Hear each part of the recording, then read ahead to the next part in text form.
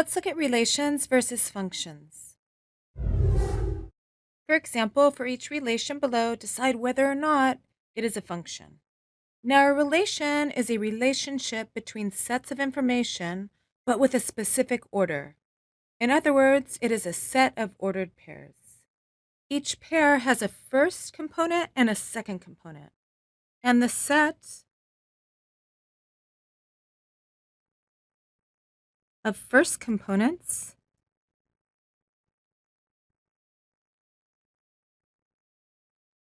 is what we call the domain of the relation. And the set of second components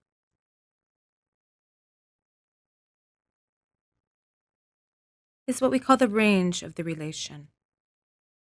Each value of the first component is sent to an element of the second component. That is, we can write this first relation here as the following set.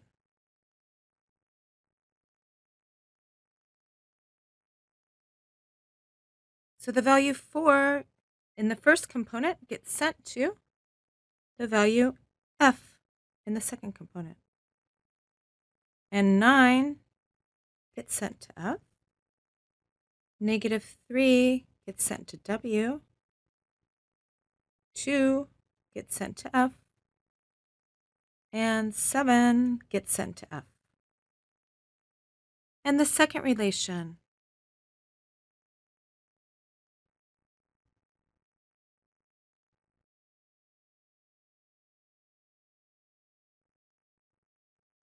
is a set. Tree gets sent to 9. Paper gets sent to 1. Moon gets sent to -6. And cloud gets sent to -4. And finally, relation 3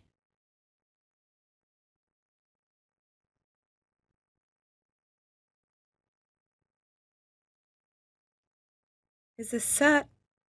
-9 gets sent to -9. 9 gets sent to 9. -6 gets sent to -9. 7 gets sent to -9. And -5 gets sent to -9. But also, -5 gets sent to 9. Now, a function is a special type of a relation. In a function, no two ordered pairs have the same first component. That is, for each first component in the domain, there is exactly one second component. So let's write that here. In order for a relation to be a function, for each first component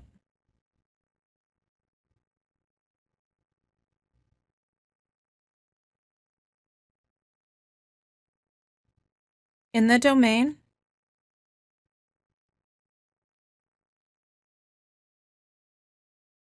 there is exactly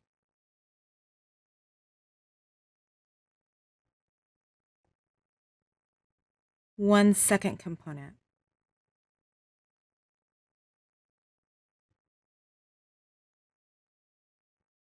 So now looking at our relations here, both relation 1 and relation 2, yes, are functions, but relation 3 is not.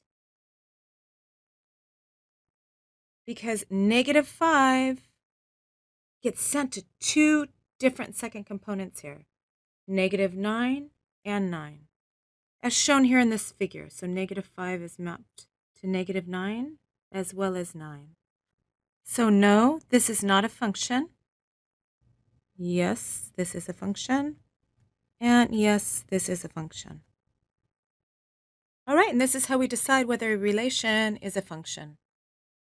Thank you, and we'll see you next time.